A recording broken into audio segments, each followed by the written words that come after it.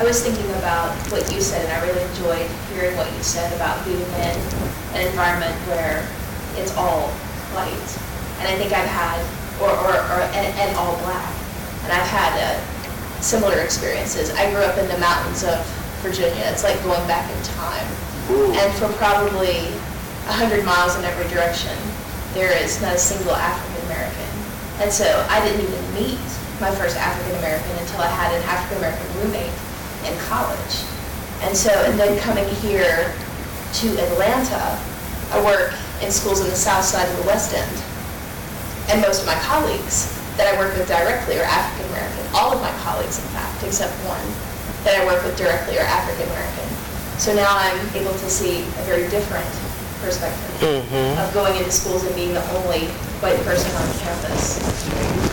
Because my mother used to go to Canada in the Rocky Mountains and take us to friends, and we would be the only African Americans in Alberta province. People coming up to us. Go that far in Boston.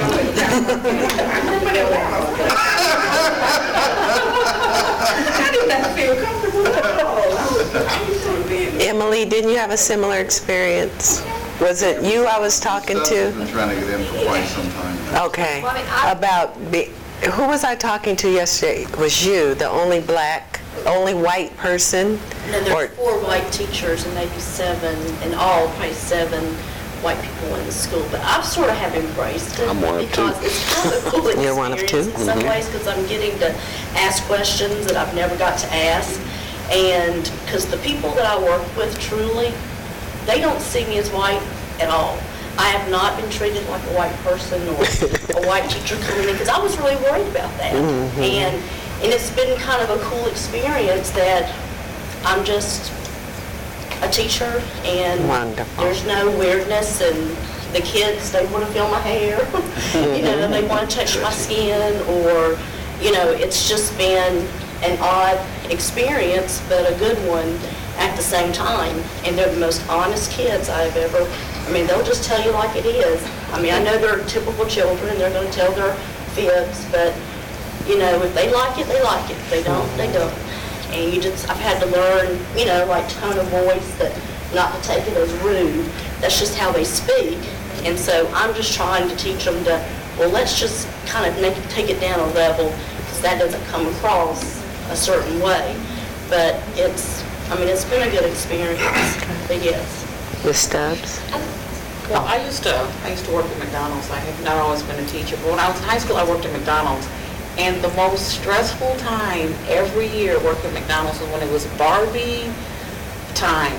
Every year. When that Barbie came out, because there was always one black Barbie, and you want to see parents act ugly. It was, we had a woman come in, like we were all standing on the counter. The woman comes in, she throws a black doll on the counter. I do not want this doll. When I go, at this point, of course, we were all used to this because we weren't there like a couple of years. I do not want this doll. Black parents coming in, throwing the white doll back in. It was always a rough time of the year, and we're like, ma'am, this is the doll that we have, and most of the parents would actually, whatever doll they had, they would take, but like the parents who didn't want it, it was a very ugly time. But I do have to say, being able, to leave the country. And that's what I always tell. I'm working at an all-boys school now, and everyone's like, we're all black except for, Sam, who's Hispanic. But anyway, whenever I always talk to them, you guys have got to leave this country, because this American culture, it doesn't appreciate you. There is nothing. I tell them all the time, there's nothing better than being in Germany, because the same thing with the kids wanting to touch your hair in Germany, because people, they've seen black people on TV before, and they've done this, is it okay if I touch your hair? I speak a little German, and I was staying with my friend's mom, and I went up to her school and everything. It was all super cool and everything, but the ladies were sitting there talking, and I could understand what they were saying. They were like, oh my gosh. Because if this were going on in in America's conversation, I'd probably be pissed off, but, they're like, oh my gosh, just look at her hair. Just look at her hair. Oh my gosh, and her skin, it is so dark. Have you ever seen anything so dark? And they were just like, they just really liked it. But to hear, your skin is so dark, On the good side, you know, when you're out of the country and like from different people, like, you know, you're celebrated for that, you know. When you come back, people are like, oh yeah, so-and-so, yeah, you get dark or whatever. Yeah, so what, you know, that's all right, somebody likes it.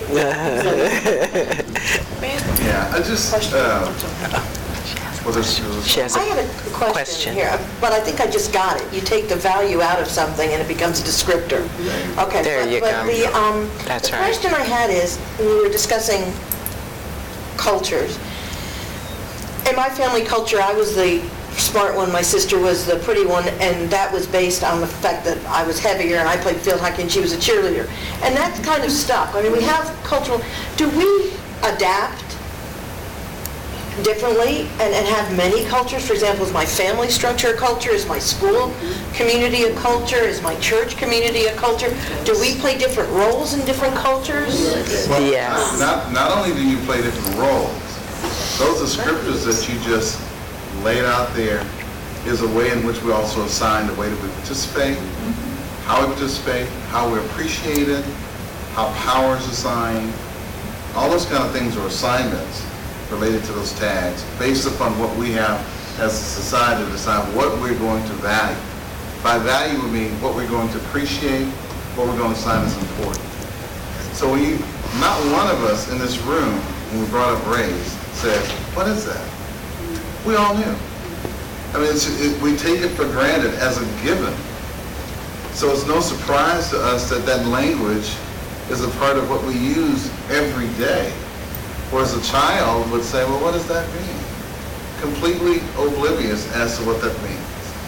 So realize that not only are we participating in those, not only do we know those tags, which we just talked about, we know the value of those tags, what they mean, whether you're Irish, Italian, or whatever, to be assigned a social label as white puts an assignment of power whether you want it or not, because you live in American racial slum.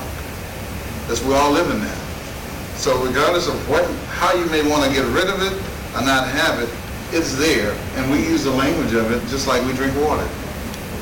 And when we use that language, we're in effect teaching our children the value lays in that language. Okay, so linguistically, just the other day, we negotiate an assignment through the language we use. So Brenda asked a question about 25 years ago. Knowing this, what are the implications for educators? What do we do knowing that there is value assigned to those tags in our society, and we are prone in positions of power as educators, to teach this to our children just by the language and the nuances of it?